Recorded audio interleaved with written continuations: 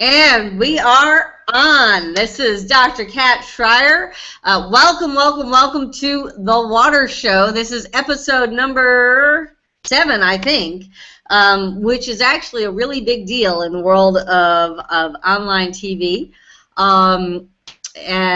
We have a very special show planned for you today, which is with the EPA P3 program. All right. So, John, go ahead and stay off because I'm getting an echo every time you come on. So anyway, as I was saying, the EPA, People, Prosperity, and the Planet, it is a tremendous competition that has been offered for quite some time. We have Greg Lank from the EPA here who's going to tell us more about that. But basically, we're talking about sustainability. And when you talk about sustainability, somewhere along the lines, water is going to come into the picture. So there are going to be a number, what this is student competitions for triple bottom line, sustainable project development, teams competing all over the country. Those teams that won the Phase 1 were here last weekend, just yesterday and the day before at the Science and Engineering Fair here in Washington, D.C., and now they have all gone back to where they came from. So we have students here that were just here in D.C., and now they are back in California, they are back in Ohio, they are back in New York, and we are going to introduce them to you in just a second. We also have at least one of the judges. One of the other judges may also be able to join us shortly, and I will introduce those to you one at a time. But first, let me go ahead and start with the host of the program, the coordinator for the program from EPA, Greg Lank. Greg, how are you? Good. How are you? I'm doing fabulous. Fabulous. This is just a typical day in the life of online television. We got a great group of folks, and I'm excited to be here. So, how do you feel after this weekend? I'm exhausted. I need some more sleep. I got some last night, but I need some more. It was good. It was a fantastic weekend. It was energizing. It was exhausting. That's always how these go. It's drinking sustainability through a fire hose. That's right. That's right. Now is this your number one full-time job? Is this on top of everything else that you do for EPA? Tell us about where this fits within the EPA. It's over in research, right? Yeah, so I manage the P3 program, and I also work on EPA's Small Business Innovation Research Program. Both of those fit within what's called the National Center for Environmental Research. So we fund all of the extramural research for the agency, or at least let's just say most of the extramural research for the agency. So that is everything that's not going to labs and centers. That's the research dollars that go to universities. Okay, so you're saying so it's when you say labs and centers, you mean like EPA's own laboratories, their own research centers, and that sort of thing. Anything is not going there, but is going elsewhere. So can anyone apply for that? Yeah, well, P3 is targeted towards university students. They can be undergrad, grad, or PhD. SBIR is targeted towards companies. So it spans the breadth of earliest in college to whomever is a company. Yeah. Now, and most of the students here, I mean, that's part of the prosperity part. Is that talking more about the prosperity of the people being served by the products that are being created, or is that also talking about, do they actually have to have a business case for what they're doing? Because I know that some of them have gone on and be creative businesses, correct? They have. We've had a fair amount of success, considering up until recently it wasn't, any kind of enterprise formation, for-profit, non-profit, was never, the objective. It's a research program, and it still is. But we have had a surprising amount of success come out of the program, in the commercialization sector.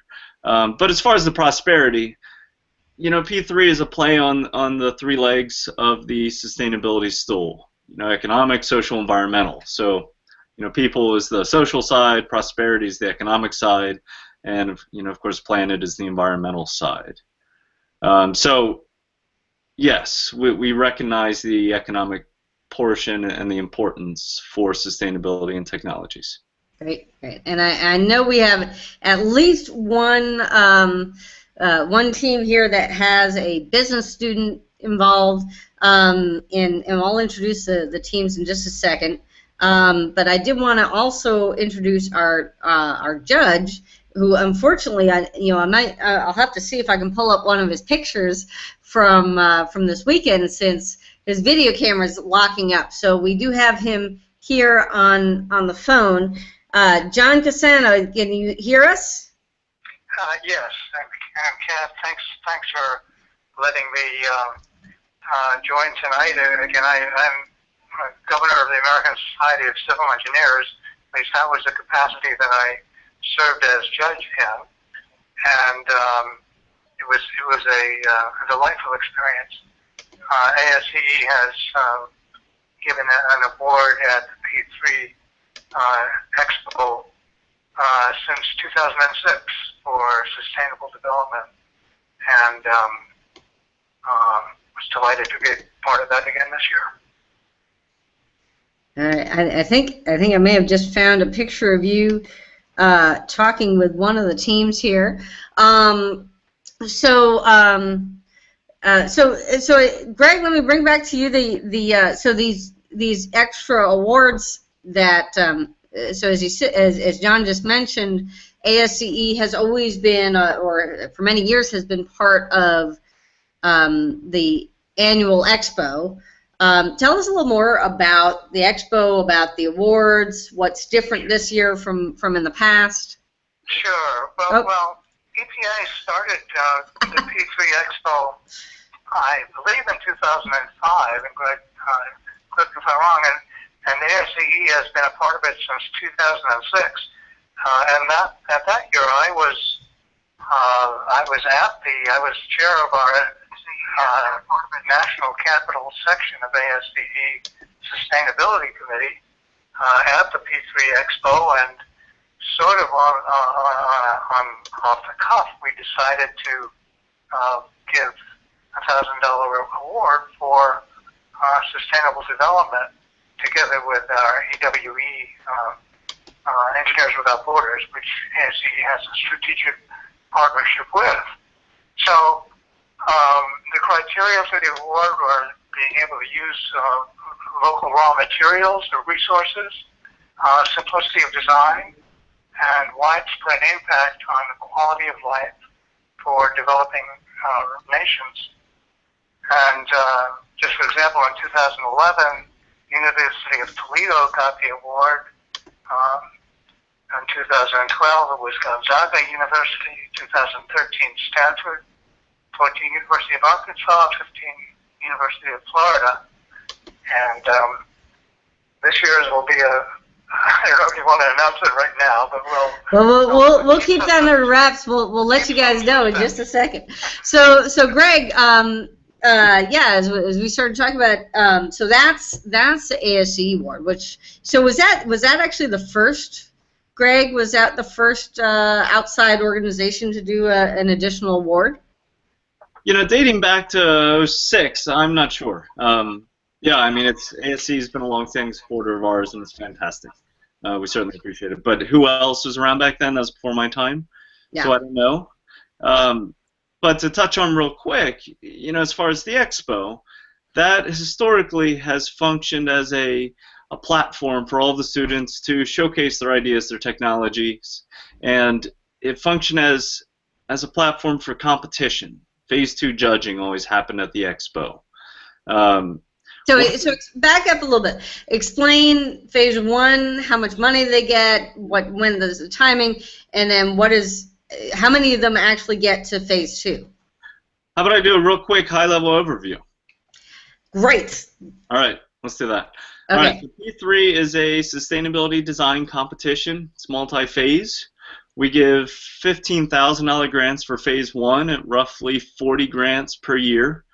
students have their fall semester and into their spring semester to develop their ideas.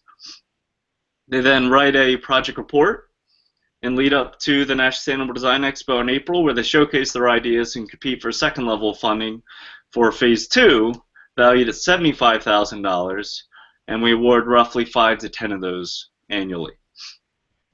So the Expo traditionally was a platform to compete for that second level of funding. It was always 50% based on the project report and 50% based on the in-person presentation to EPA-sponsored judging at the Expo.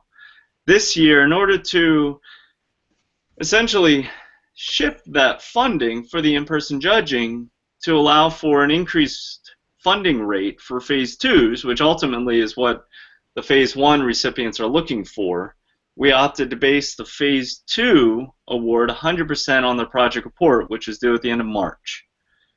So this year the Expo functioned purely as a showcasing research event. However, we still wanted the opportunity and the challenge for the students to present to experts in their field. You know, it's difficult. They got to prepare for it. They get pushback and questions and hard questions that often the general public doesn't ask. So to still maintain that, we reached out to our longtime supporters, and frankly, it was based on the model that ASCE has done for years. We thought they've been doing this along with the American Institute of Chemical Engineers for quite a while. Let's expand upon this. So we roped in a few more that have been longtime supporters that represented the breadth and depth of the P3 program. So that's where we got to this year. Now, so who were all of the award givers this year? Do you remember the list that we got today? Sure. We've got, of course, American Society of Civil Engineers and American Institute of Chemical Engineers. We've got the Mid-Atlantic Solar Energy Society. We've got the Organic Architect, and we have Engineers Without Borders. Excellent. And we were hoping to have actually, here, I'll put his card up. How's that? Eric Corey Freed, the Organic Architect, he was supposed to be joining us. He got caught up in traffic. If he can, I've sent him an email, said if you can get here, click the link, come on in. He was actually quite entertaining when it came to the speeches at the end. And unfortunately, I don't have my photos coming up right now. I was hoping to be able to pull those up, the photos from the award ceremony. It was quite the award ceremony this time. Yeah, it was, it was a bit of a test, a bit of an experiment to see how that would go with pulling in judges from, all various organizations. So hopefully it was of value to the students. Again, the whole point of the judging itself was to give that challenging opportunity to the students. Yeah. And the point of the award ceremony was to give that validation and of their work. P3 often functions as a seed funding program. With that seed funding and with the EPA, quote-unquote stamp of approval, many teams, especially the really successful ones, have taken that validation, leveraged it, gotten additional funding and support and mentoring to become, the successes they are today. So the idea behind the external judging and that award ceremony were to give that validation in addition to EPA support, should they want it, and hopefully leverage it for taking the research to the next level if they were interested in doing that. All right. Well, we are fortunate to have with us 3 of the teams.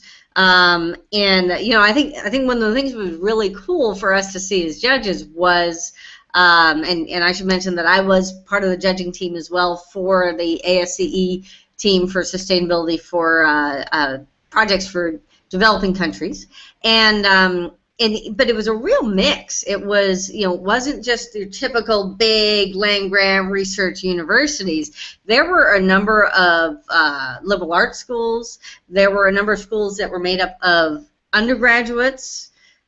Do you know, Greg, what was the mix like there? Off the top of my head, I have no idea. But what I do know is we always seek to have a mix. We don't want to just give it to the big heavy hitters of the country. We absolutely seek for high quality, absolutely. But we also seek geographic distribution, school size distribution, public, private.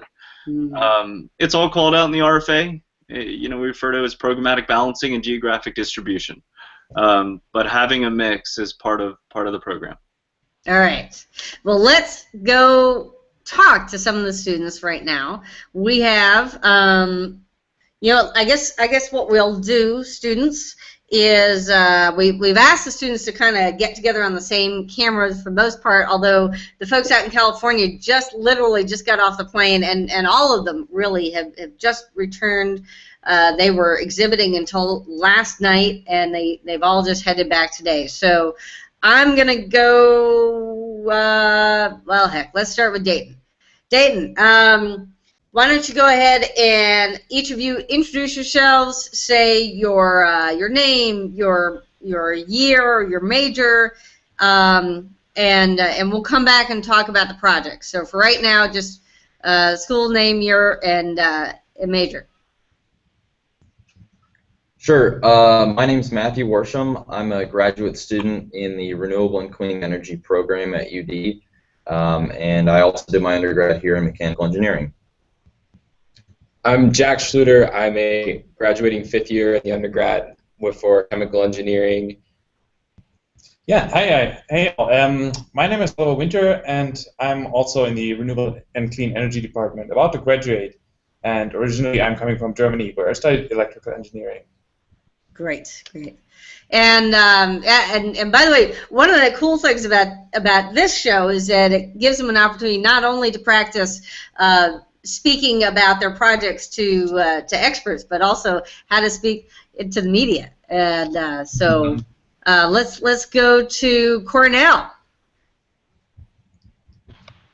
So same thing. Name. What did I say? Name, major, year, and yeah, that's it. And then we'll come back for your program. So hi, my name is Lee Shan. I'm a senior studying environmental engineering. And I'm Surya Kumar, and I'm a graduate student studying environmental processes. And now we've got the two folks from Riverside, University of California, Riverside. I'm on Kevin first. Go ahead, Kevin. Hi, my name is Kevin, and I'm a senior environmental engineer attending UC Riverside. And last but not least, Jose. Hello, everyone. My name is Jose Corbala. I'm a 4th-year environmental engineer in University of California, Riverside, and soon to graduate. And we will, let's go ahead and start going through the projects. And since I'm on Riverside, Jose, you want to start first? Sure. So our project is mainly about the design of an alternative building material for the island of Bohol. There was an earthquake that impacted the island. They started rebuilding using plywood particle board. The problem with this is that it is not termite resistant, and it started falling apart. The relief shelter started falling apart in about 2 years. And so we designed a termite resistant particle board that is made out of rice husk and HDPE plastic, both waste materials, and we're achieving really good mechanical strength and are trying to implement this soon next year in the island of Bohol, Philippines. Excellent. And you know, one of the things that we were talking about with the audience earlier is that not all of these projects are strictly about water, although there's certainly water considerations for all of them. What kind of water considerations did you guys put into your project as far as water quality or the amount of water needed for the project? Well, I guess one important aspect that we could look at is that a lot of particle boards used to build these relief shelters use formaldehyde, which is a toxic adhesive, and if that can get to the groundwater, then it causes water. Those pollutants will be transported with the water and can be harmful to the people of Bohol, as well as the aquatic environment. So our approach is we're trying to be as clean as possible. Right now we're using high-density plastic, but we're trying to move towards bioplastics, but we still have research to do in that aspect. Right. And how do things come for you guys as far as were you able to complete your report? Are you competing for the P2, for phase 2? Yes, we completed and submitted our report in March, and we hope for the best to get that award money so we can actually implement this and go to the next level. Very nice. And Greg, what's the timeline on that? Yeah, all of the we'll turn this one over to Greg. So yeah, all of the phase 1 project reports and the phase 2 applications we're due at the end of March. They're going through our pipeline now. The next step will be our peer review process, which you know, checks to make sure they're technically sound, essentially. Then it goes through programmatic to make sure that we, you know, have statutory authority to fund them, to make sure they're relevant to the agency's mission of protecting human health and the environment. Once it goes through that, then we'll decide, you know, the center director will decide the, you know, the final awardees, and that'll be most likely June, July time frame. Very nice, very nice. So, and Kevin, what was your role on the project? Hi. So basically, as a team, and we basically distribute the work throughout, you know, like mechanical testing of our sustainability boards. So my focus was mainly towards the flexural strength and machine testing of the particle boards that we have developed over this course of this year. And as well as that, I am also aware of all the other testing standards that we have encountered over this past year. We have also done many contacts with IDA, our NGO that we work with, and we are also looking into like the further accreditation of our boards with the U.S. standards and California building codes to make this work out and make it a safe and sustainable material. Very nice, very nice. And Jose, we actually met at the event along with Dennis Jones, one of another team member. He's actually a business major, correct? Right. We met at the lobby in the Marriott. Yes. Yes. And Dennis Jones, so he's a business student in our team. It was so the rest of the team were all engineers. So it was he definitely brought a different perspective to the project, because as engineers we want to optimize the product and make it as great as possible. And sometimes we don't put the cost into perspective, and we just want to make the best out of the product we're designing, right? But then Dennis was able to bring everything into economically sound perspective, comparing with the plywood particle boards which are already really low cost. And so it was a good match. It was very good. Now he also I noticed you guys actually have your own business cards and you got your own brand and everything. Was that Dennis's doing also? The logo that was created by a graphic designer last year, Dennis Jones. So everyone in the team came except for Colin Eckerly. He was previously in the team last year. The rest of us we all jumped on board this year. But Dennis Jones did a great job in terms of running all the numbers and basically making us fit into the economic range that we have to be in terms of low cost for a third world country. Now, are you guys looking to actually market this when you get done? I mean, this is more than a research project for you guys, right? Right. Well, if the implementation in the Philippines works as it is expected, as we're trying to have it, we have it all planned out. And if we clear California accreditation, then basically all markets would be available for us. We could have our product even in the American market, because they also here in the United States we also need termite resistant houses. So it would be great. And if it's cheaper than some of the particle boards used in economic housing, then that would be a great thing to have. Awesome, awesome. Yeah. So, and of course, I'm gonna see you guys next week. Hopefully, if you haven't heard, Water Citizen next week will be heading out to California. Wawa Mojo, the water mobile journalist, hitting the road. And so next week's edition of the Water Show will be from LA, and or somewhere in the LA region. We might be heading down to Orange County Water District and Sanitation District for the groundwater replenishment project. We're also going to catch up with the folks from LA on some of their watershed programs, and then the following week we'll actually be in Phoenix, Arizona. So anyway, we'll look forward to catching up with you guys on your home turf. So let's take it back to the East Coast, to Cornell, high above Cayuga's waters. Our Ivy League representative here, and this is one of the perennial favorites and one of the perennial participants in the P3 program, which is the AguaClara team. So, Lishan, you want to tell us a bit about AguaClara? Yeah, so AguaClara, we are a project team at Cornell University made up of both undergraduate and graduate students of all different majors. And so the goal of our project team is to provide economically, socially, and environmentally sustainable water treatment systems to developing and potentially maybe even developed countries around the world. And right now, 2 countries that we are able to have a footprint in are Honduras and India. And so that leads a little bit into our project, which is on the fluoride treatment of groundwater in India. India, excellent.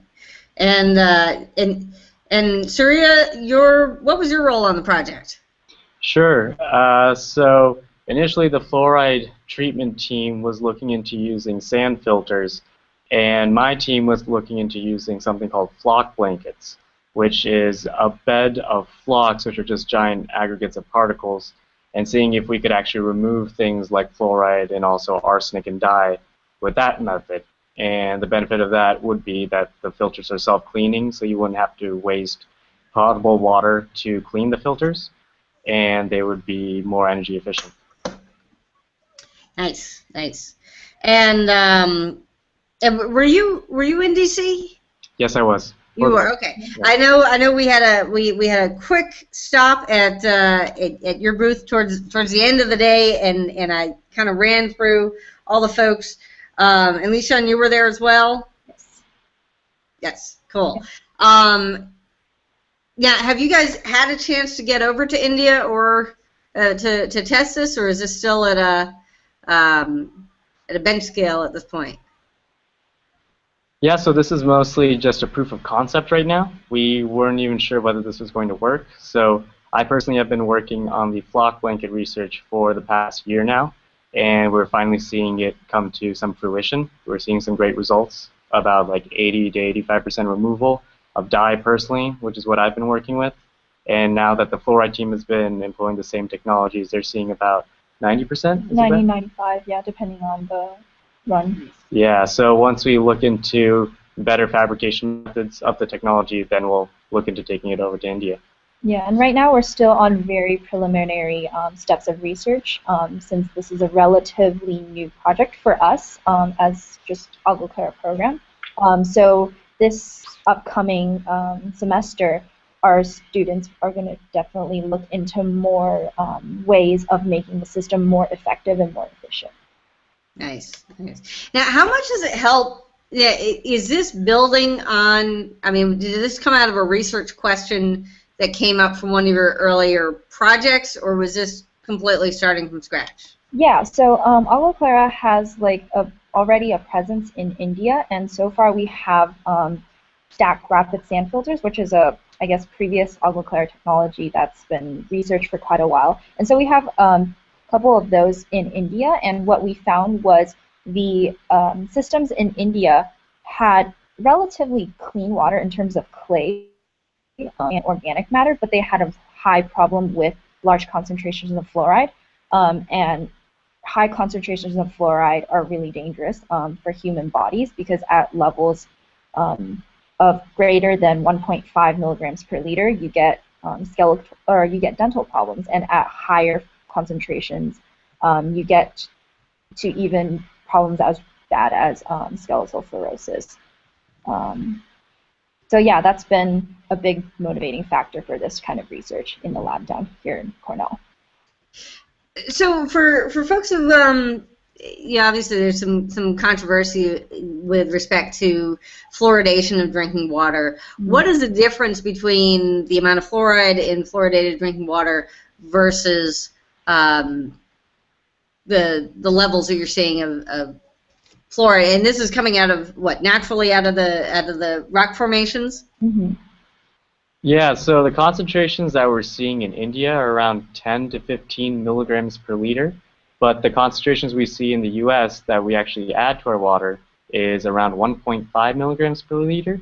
So we're seeing almost 10 times more in India, and that's when you start noticing these medical issues that we just explained. So we want to make sure that it comes down to that safe drinking level, and so that it is actually helpful for your teeth rather than horrible for your bones. Right. Actually, we're looking at having a show coming up. I was just talking to my dentist after finding cavities for the first time in a long time, that people are starting to have more cavities because more people are drinking bottled water and they're not getting the fluoridated water. So that's an interesting little tidbit to think about for next time. So thanks very much, guys. And we have one more team here with us who is also building on past experience. This is a really interesting program out of the University of Dayton. First, tell us something about this ethos thing before we get into your project. What is ethos, and what does it stand for? Of course. Ethos stands for Engineers in Technical Humanitarian Opportunities of Service Learning. And what it does is it places engineering students mostly, but also business education students, and really any student that is interested in applying and is accepted to the program. It pairs these students with NGOs around the world. So we have students that go to India, we have students that go to Bolivia. There are also students who are placed domestically here in the United States working with NGOs that do work here as well as do work in other parts of the world. And so students will spend 10 weeks or even more for graduate students as an immersion experience, truly learning about the culture and the technologies that are used. And the goal is to find ways to implement appropriate technology principles into the design of the products that are being deployed around the world. Nice, very nice. You know, I had when I was at Colorado State for my PhD, I actually found a little brochure on the bulletin board for a program out of University of Iowa, their Institute for Hydraulic Research. They were going to Taiwan and Japan, and I went with them there. That was just a short one, though. That was just 2 weeks. We weren't actually doing on-the-ground work. It was just visiting with sites and offices. Next year went to China, and next year went to Eastern Europe, Romania, Hungary, and Poland. And I tell you what, it is so, really makes a difference to have that opportunity to apply engineering and science as well as policy and other aspects, looking within different countries and different cultures. So tell me a little bit about this particular project and how it's built on prior years and what each of you has done on this. Yeah, so our project is concerned with a refrigeration system that is not reliant on electricity at all. And actually, the program, or this prototype itself, the idea for the prototype originated from a collaboration with Ethos. And a lot of the students that are in our team have actually been in with the Ethos program or are actually bound to go in this year. So the idea for a refrigeration project originated in a excursion to India that we took place, and basically what we found there was an NGO that was already collaborating a lot with PV systems or doing a lot in PV systems. And so the nice part was that we actually found a lot of local knowledge about engineering, about manufacturing, while already basically having a good overview over the problems that can be solved with PV technology on site. And from this first year that we had, we basically have a regular exchange with this program in India to make sure the refrigeration system we can build basically serves the local need and is used with used with local materials that are available on site.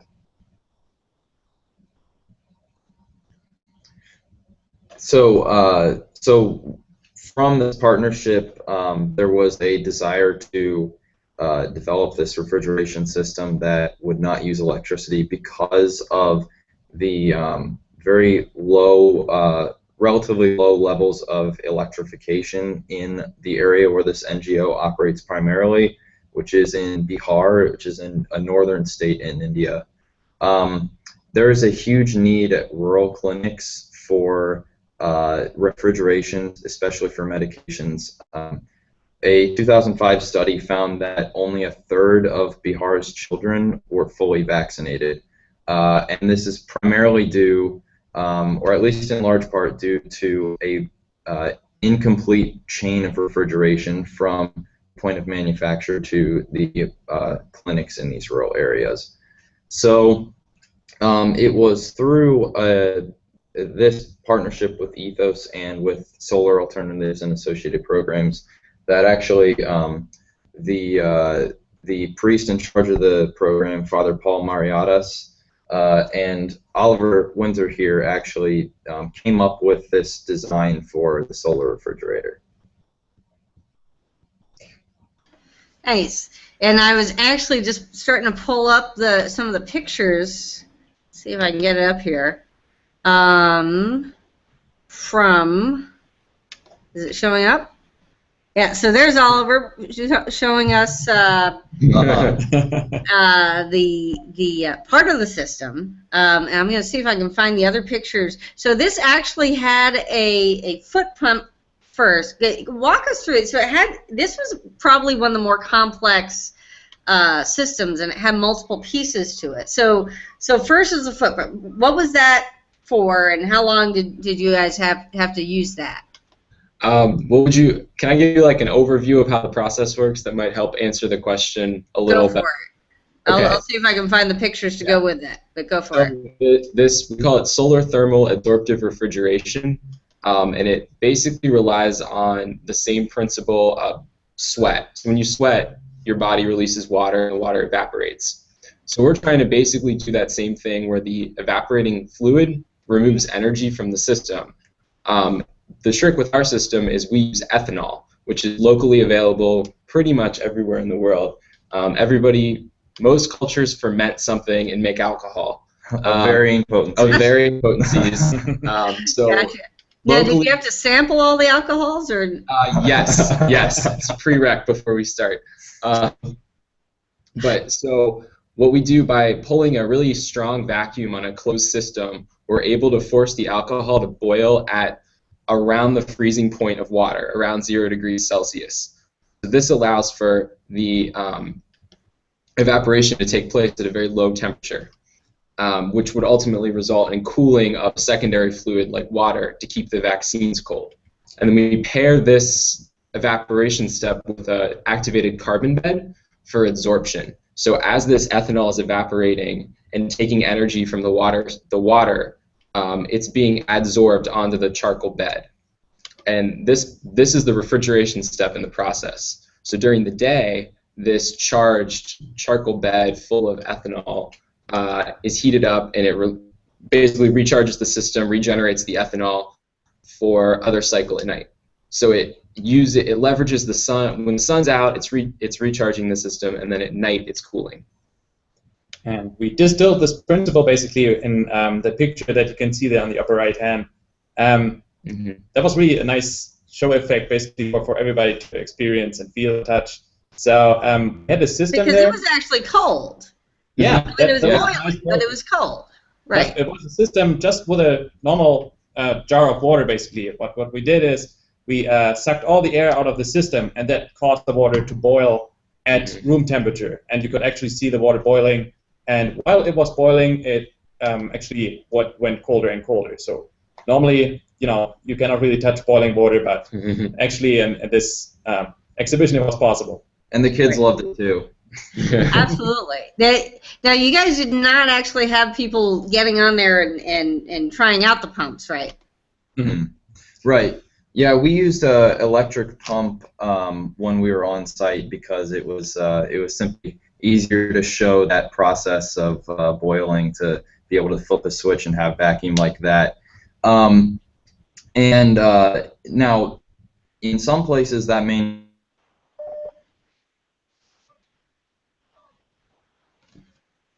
Oops.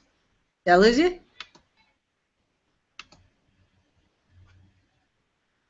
Can you guys see me?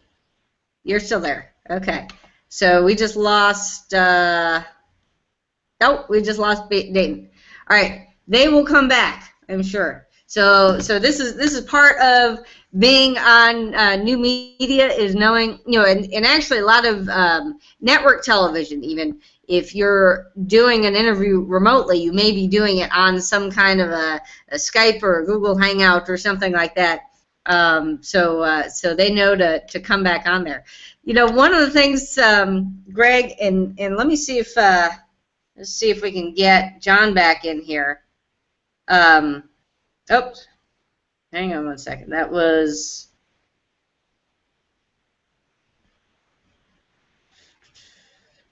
Where'd John go? Can't hear. Oops. Looks like we lost John. Okay. So one of the questions that has come up when it comes to awarding something like the ASCE award for developing countries is whether to go for there you go. Is whether to go for the so developing countries more generally, which can include a lot of urbanization, or if it's a matter of sort of the poorest of the poor.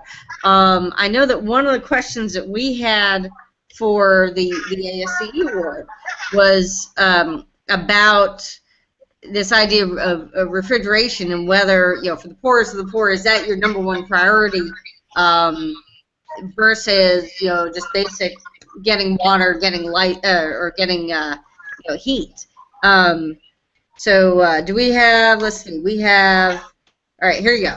So they've switched computers on me. Look at that. They jumped right back in there. So we got to back up. So you guys talked about that, right? Was sort of this idea that refrigeration is not the first priority versus just clean water and clean heat. But so when did you switch from looking at refrigeration? Was it always about vaccine, or was it also thinking about food sources and more variety of food and things that come with refrigeration?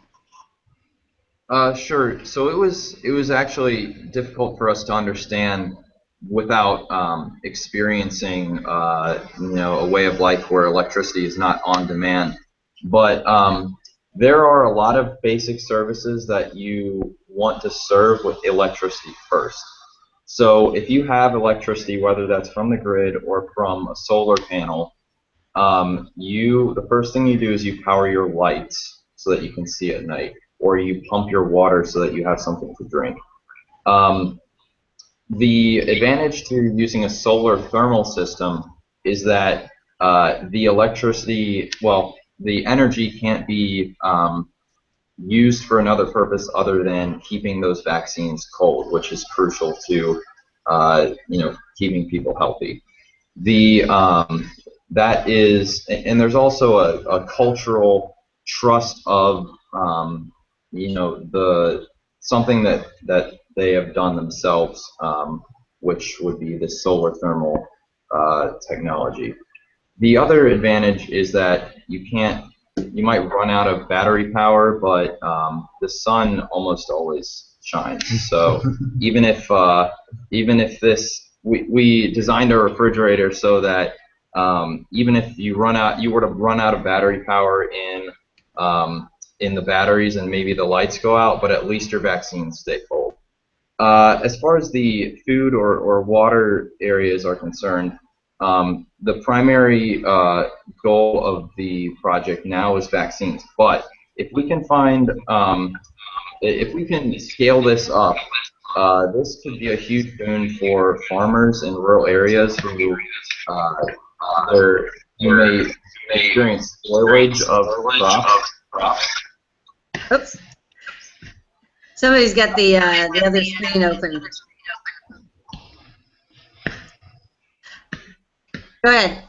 So there is a demand in this area for some type of refrigerated storage for crops that a farmer can't monetize because they spoil before he can take them to market. So that is definitely a concern, and perhaps a locally available and environmentally benign technology like solar thermal absorption refrigeration using a carbon and ethanol working pair could be the answer to those concerns. And in case John was going to get to announce this, unfortunately he had to drop off the call. But Dayton actually was our winner for the ASCE award for sustainability in developing countries, as well as the winner of one of the other awards. Which one was that? We were honored with one of the Vitruvius Awards, and we were also honored with an award from the Mid-Atlantic Solar Association Energy Society. Right, for energy. By the way, if you can move your screen so that, there you go. So great. So now we can see you guys a little better. Sorry, Greg. Actually, the we were kind of looking for trends of what were we seeing a lot of, and the three trends that I spotted, and I don't know if you saw anything else, but one was there was a lot on food, in particular on there were a number of hydroponic, aquaponic projects designed for the food desert, for urban areas. It could be in the U.S., could be abroad, for providing vegetables, fish and vegetables, both within an urban environment. I saw a fair bit of use of dyes for detecting water quality at a very low cost, detecting water contamination. And what was the third one I was going to? Oh, desal. Desal. I know I saw at least a couple of desalination focused projects. Was there anything else that you saw as sort of a trend that was something that we're starting to see throughout the country?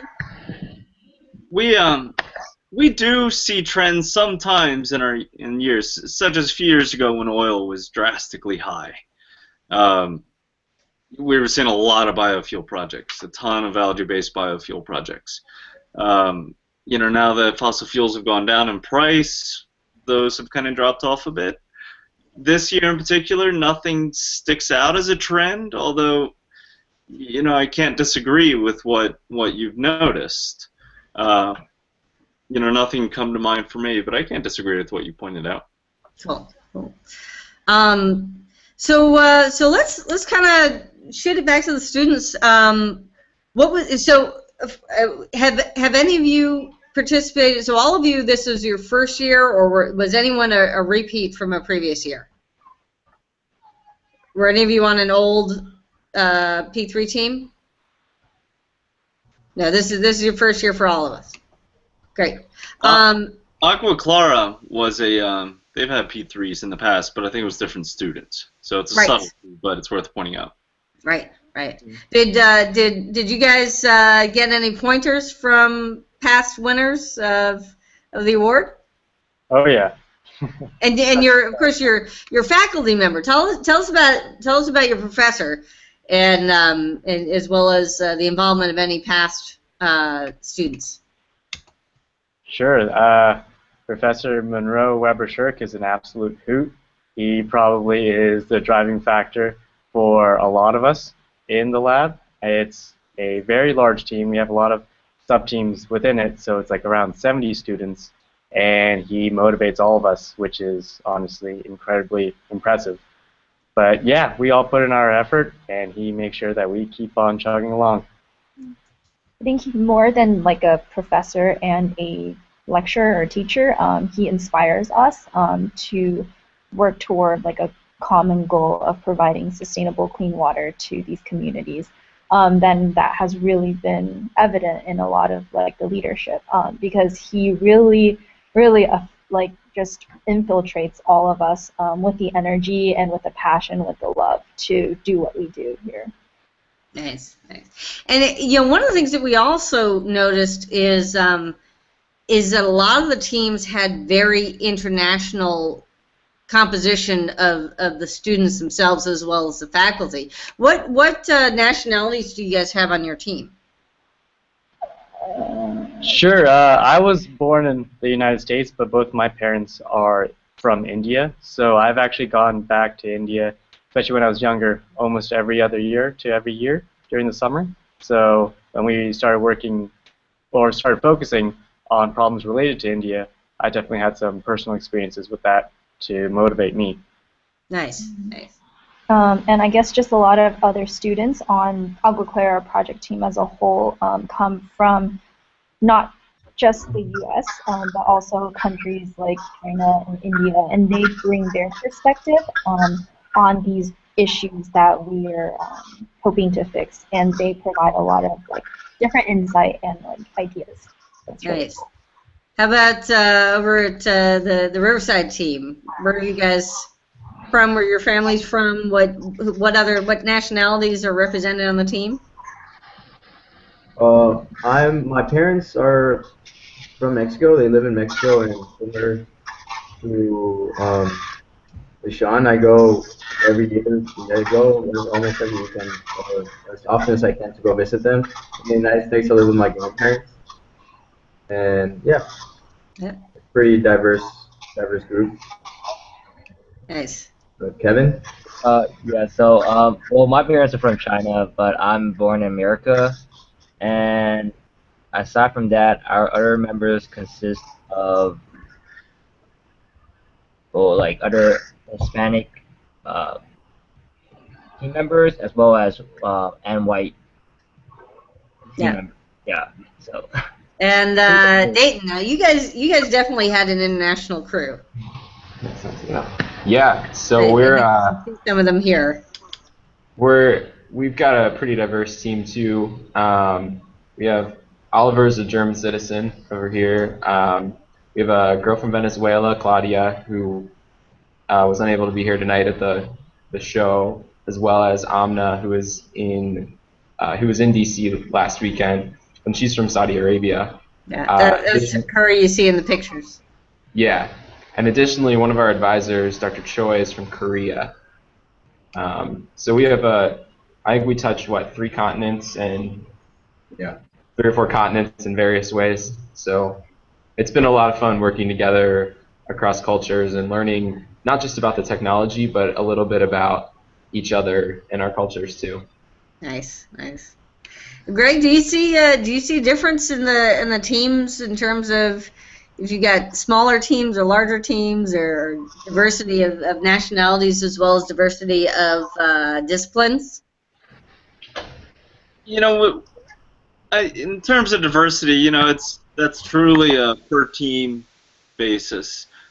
You know, it's something we always look for. You know, I personally believe the special sauce is in diversity. You know, that's where you bubble up, you know, the highest quality, pull from each other's strengths, you know, and not just, you know, ethnic diversity. It's academic diversity. It's, you know, how much you've traveled and to where, you know, all of that plays a role into your outlook and your views and your opinions and your creativity. You know, so it's something as a program that we certainly seek out. You know, technically as a program we seek out academic diversity. You know, we don't seek out ethnic diversity. It's not something we can scream for. But we certainly seek out academic diversity, and we think that's really where we, you know, see some great success. Somebody touched on, you know, they had a business person showing the economic side that they hadn't thought about. You know, it's a classic example. You know, having somebody with an artistic eye. You know, that's key. It's important. It's these little subtleties that take an idea to the next level. Get So your yeah, branding done. diversity is important. Absolutely. Fabulous. Fabulous. You know, all of you, all the teams, now, we were at the Science and Engineering Festival at the convention center. Huge, huge. Oh my God! It was you know, there were bands and there were DJs and there was just all sorts of stuff going on. There were kids all over the place. So now this is, Greg. It's what, every other year that it's held at the same time and place as the festival? Yeah, every other year. So yeah, we were with them 2 years ago. It'll be, as far as we know, another 2 years before they do it again. Right, and in between, it had been on the National Mall where it was very accessible. Last year it was a little different. We were out in Alexandria, so I'm guessing that was a smaller crowd than usual. Is that correct? It was. You know, we used to have it on the mall. That was great. That was fun. It was, you know, in the shadow of the Washington Monument, which was fantastic. They're rehabbing the whole mall now, so it's a technicality. Nobody can, as far as I know, it's been a year or two since I talked to National Park Service, but nobody can have a structure built for more than 24 hours. So that plays a major role in holding our event. So likely in future years, we're looking to co-locate with other events similar to the USA Science and Engineering Festival. Nice. So the teams that were here. So tell us about what was it like to have to explain your projects, not just to technical experts, the judges and everything, but to kids. Well, if I could give my opinion, I thought it was very, so when you first go into your booth, you study your data, you have all your numbers, percentages, and then a little kid shows up and you're like, oh, and this is going to extend the lifetime of your product by 5 times, and it's a 5% decrease in cost. That doesn't really mean anything to a kid. So you have to explain everything in a very basic level, which I started to get a hang on, and go back to, well, you eat rice, right? And well, our boards are made from the shell, rice husks. It was a very different type of presentation that I did not quite prepare for, but I got the hang of it after the first day. There's so many kids. We did prepare with some mazes. We had something for them to play with, and that was fun for them. They really liked them. It was a great time. I really enjoyed it. And for me, I mean, in the beginning it was a little bit challenging because you gotta have to like bring it down to a level where they can understand what you're saying instead of using like high technical, engineering terms. So using, like, for instance, we brought many brochures there that had many pictures, and by guiding them through a step-by-step process by using pictures and showing them the boards for them to hold and touch, as well as creating that little maze for them to be more interactive with our sample that we have brought to the competition. It made it a little bit easier over time after dealing with many kids that started approaching with their parents. I mean, it got a little bit easier, but sometimes they kind of lose like some attention span. You gotta have to like figure out a way to get them to be, focused on what you're talking about. But yeah, overall, it was a great experience. Nice. How about the rest of you? Does everyone have siblings that you try to explain this to? Well, for us, it was really quite amazing to see, this diversity in age and cultures, in technical backgrounds. But I think, we had something for each of them that was really cool. What really amazed me was, that high level of interest of the kids, basically, in something as abstract as a refrigeration system. So that was really nice. By this age, I was probably dabbling with Legos, and then you see basically a kid of that age sitting in front of a prototype like that, studying it, following every part there. That was really amazing, asking amazing questions. And so I think what was really nice for kids at this age was also this touch and feel aspects, right? You could see the refrigerator is working, it's getting cold at the side, water is boiling. You could basically try out how hard it is basically to vacuum or to set a system under vacuum. We had like a pump there that you could operate to just feel that you can replace electricity by manual labor. And then, you know, the technical background for those interested and those who wanted to get more into detail. But I think, you know, the focus that we had in the exhibition was basically on the look and feel, experiencing that a system like that can work and that electricity or you know, high level of technology can be replaced by a direct system that needs nothing more than solar energy. And we also hope that, you know, they would, from that touch and feel, they take something away that they would apply either in school or, you know, later on in life. For example, if they got an opportunity to feel the boiling water, you know, in their hands getting colder instead of hotter, you know, we hope that they'll remember that forever. And then someday when they're in chemistry class and the teacher pulls up a really abstract chart about, you know, pressure and temperature, they'll immediately remember back when they saw water, they held water boiling in their hands, and they'll understand. Nice. And you know, of course, it's not just the kids. We, you know, so often as scientists and engineers, we're explaining. Well, we're here on media, right? Water Citizen Media is partly about explaining water and connecting it around water to people who don't have a technical background but are still entirely passionate about water. We also had a lot of folks who showed up with their kids. I mean, Greg, I'm sure there were lots of EPA folks, and I know folks from the ASCE team. You know, they came to be judges, but they also brought their kids. Did you guys have a lot of your coworkers bring their kids by? Yeah, we definitely had some kids come by. I mean, obviously we had a ton of kids come by, but definitely some coworkers that came by with the kids. Yeah.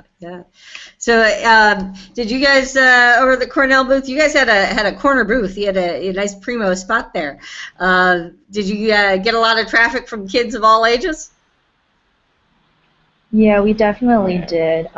Friday was I guess, field trip day for a lot of the little kids, and you just see one teacher or one chaperone with like 10 kids all come over at once, and they're all just so curious because we had like a blue dye going on in our system, and they're just like, wow, what's that? You know, and they wanted to touch everything, and we were kind of like, oh, please be careful, don't want to like rip your fingers off. And so yeah, I think it's just turning that fascination into something that they can connect to. That was something that we really wanted to do because we were dealing with fluoride, right? And I think it was really important to tell the kids that, hey, this is not some weird substance. Like, you find it at home. Like, it's in your toothpaste, in your mouthwash. And here we're trying to apply that to a drinking water treatment. And so that was a little bit about how it went with us. Yeah, I'm also kind of like a big theater aficionado, so being able to bring that to the table and do all like the big hand gestures and getting really active and physical about it and making water treatment seem like something like really cool, kind of like an action superhero movie. It's like things colliding, things are coming together, and then things get heavy and they fall out. And so that was always it was exhausting. I mean, thinking about how do elementary school teachers pull this off on a day-to-day basis? But of course, you know, for those 2 days, it was just a heck of a lot of fun. Well, you know, we talk about water is sexy, and part of that is making it attractive and engaging and something that people want more of. And you know, again, it's not just kids, because you're not just going to be talking to other scientists and engineers, right? You're talking to policymakers. You're talking to neighborhood stakeholder groups. You're talking to lots of people, and you know, if you can make it interesting to a kid, it's gonna go a long way towards making things interesting to, say, a member of Congress. Get your funding. Speaking of which, Greg, is this something that you're going to get funding for every year? I mean, obviously, I can't speak to future years because who knows. It's something we communicate our successes, and we rely on picking high quality projects that are likely to be successful, and it's a success breeds success scenario. And as long as we continue to fund the great projects that we've been funding, we get the positive response that we get, and hopefully the funding will continue. But really, it trickles down from the same president's budget that applies to absolutely everything in the federal government. Yeah. Well, we just had the week before, we had the week leading up to this weekend of the festival was Water Week here in Washington, D.C., and we spoke with a number of the water associations, the associations of the largest municipal drinking water and clean water agencies, the largest professional water quality professional organizations, Water Environment Federation, and the Water Research Foundation. And one of the things as a research foundation is they can't lobby. They're like us. They're 501c3. They're a nonprofit, so they can't lobby, but they can talk to members of Congress about the work that they've done. And the same thing for the Water Resources Research Institutes based at the universities. Do you all ever get a chance to talk to policymakers either locally or at a state level, at a federal level? Do you get a chance to stop by Congress just a few blocks from where you were? I mean, no. We definitely don't. Well, you guys don't. I'm sorry, the kids. I know, got it. Yeah. Because you're the federal agency, yes. But yeah, did you guys think about that at all while you're here in D.C.? I mean, there's definitely a thought that came across that, oh, maybe we should send a letter to President Obama. Maybe he can come down and take a look at all these wonderful projects that we're working on. But I guess there's that sense that maybe there's a disconnect, that maybe there's too large of a gap in terms of communication that we opted. Maybe we're just going to stick to perfecting our apparatus. Well, I think it goes both ways. You want perfect apparatus, but you want to be able to talk about it as well. And you guys have done a tremendous job today, as well as with all the visitors that came by your booths this weekend, as well as with the judges and EPA. I guess if there's what's your biggest? Let's just kind of run down the line. Your biggest takeaway from the weekend for each of the teams. I'll start with Cornell. So I guess the biggest takeaway for me, and then Lishan can speak for herself, is that it's always great to go to a venue and realize how excited people are about these things. And when you bring up a fact like the matter of something as simple for us Americans as drinking water, and still be able to convey that, yo, guys, this is really important and this is really interesting at the same time. So make sure to not take things that are as simple as drinking water in America as something granted, and really kind of like think and analyze things through. And that leads to the wonderful scientific method. So, yeah. So for me, I spoke to one parent in particular that really stood out to me. And so he was actually from India, where fluoride contamination was a big issue. And like the words he told me really struck me. He said, "Thank you for doing this. It's really making a difference." And he said, back in India, it's a problem because they don't know it's a problem. And so in terms of education and in terms of making an actual impact, I think I really saw how it goes from lab research to making someone's life different. And so that's something that really stuck with me to the weekend. Nice, nice. Riverside. Jose, how about you go first? So I think the major impactful thing from this event for me was that once you start working on a project for, I guess, I don't know if it's for everyone, over a year or something like that, for a long time span, you start to feel you get so familiar with a project that you lose sight of how impactful or how innovative it is really for other people. And then I met a lot of people that made me realize that once again, saying, oh, you should definitely just shoot out as a business like right now. This is totally profitable, or it's totally, and like you can definitely implement it. I met some people who had connections with NGOs over the world that uh, go and build relief shelters for places that are hit with natural disasters.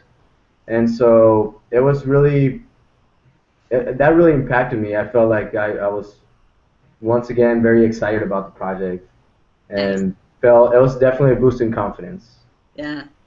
So it always a nice thing about getting out to a conference is not just what you learn from everyone else, but it really kind of reignites your passion for your own work. Right. Kevin, how about you? I would say my greatest takeaway was actually some of the students that were probably, I believe, in middle school, and they were looking towards going to high school and college, and I guess coming to our booth and influence them with what is out there and being like creative, innovative with stuff that can, waste material that can be recovered and reused.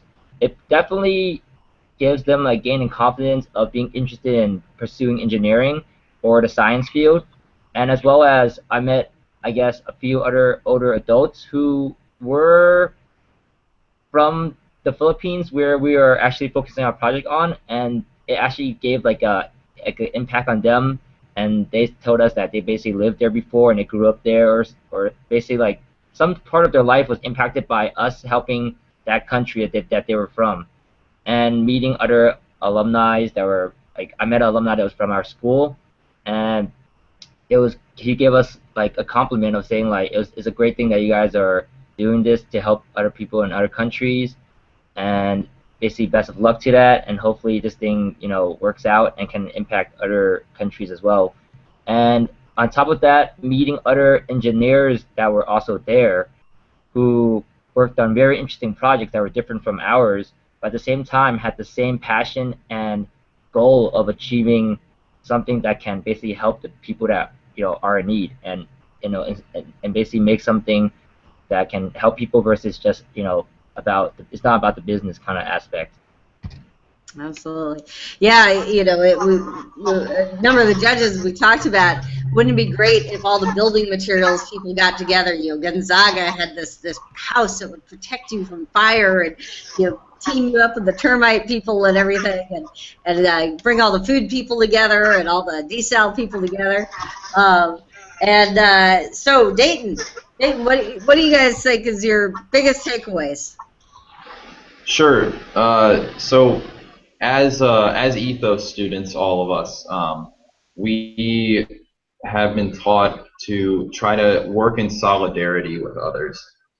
We don't try to work as saviors so much as we struggle with people. And honestly, one of the greatest honors I think for us there is being able to tell the story not just of the struggles that we're trying to confront, but also to tell the story of the people who today are working on the ground in Bihar to try to improve quality of life. And so that was truly an honor for us. Yeah, definitely.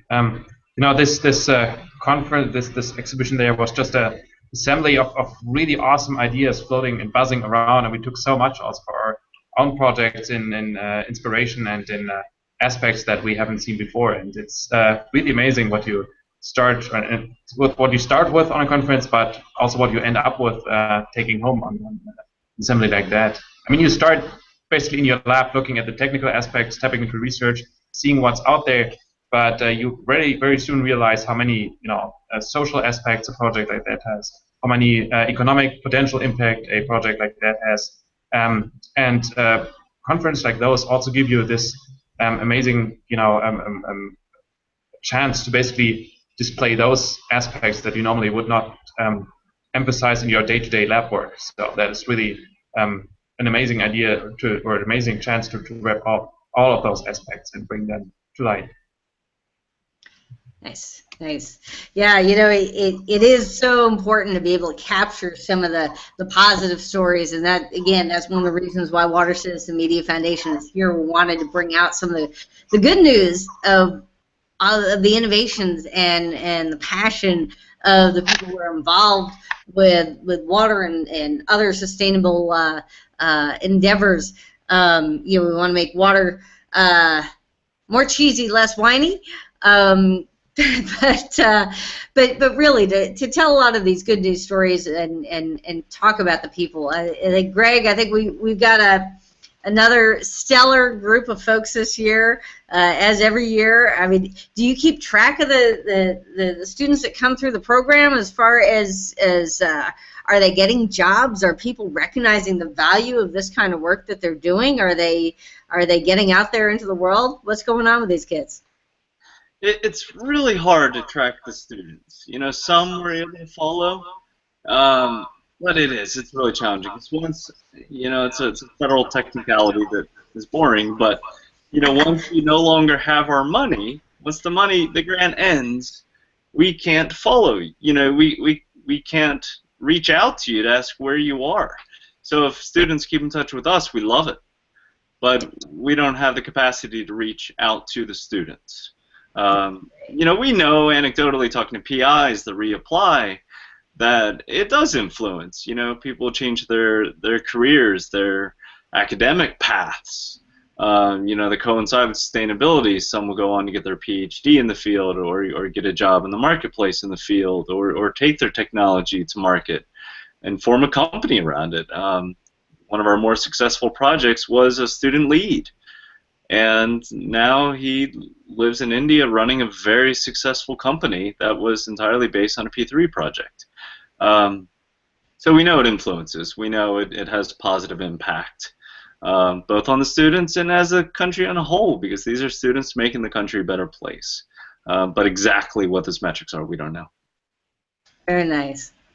Well, I know it was a fabulous opportunity for me, for the judges, for the kids who were, you know, and everyone who came to watch come out to the teams to see all the work that's going on, and really just so glad to be able to bring this out to a larger audience who wasn't able to come here to Washington and just get a taste of you know, the breadth and the intelligence and the passion of the students who are involved with these projects. And I'm hoping I actually tweeted out to some of the major engineering firms out there and said, you know, find your next new hires, because you guys all, is everybody here looking for a job? Yes, yes. And who's going to come intern for Water Citizen? Because I tell you what, you need to be able to communicate about this stuff, and I need as many interns helping me tweet and post and just get the word out as far as you can. We need all the help we can get, and we're excited to be able to bring these great stories out through Water Citizen Media Foundation, and we appreciate everybody being here. Folks from Cornell, from Lishan and Surya, from Kevin and Jose from UC Riverside, and Matthew, Jack, and Oliver from University of Dayton, and Greg. As always, really appreciate all the support from EPA on this, and you guys have done such a great job. And all of you out there, thank you so much for coming out. Please do check below. Click the button to subscribe and get all the updates on. We're having a show every single week. That is our White House water commitment, and we are rocking and rolling with the water show, and we appreciate having you here. Please do put your comments down below. Keep your questions, keep your comments coming, and come back and join us every single week. Folks, everybody wave. Bye-bye. Thanks for coming. Take care.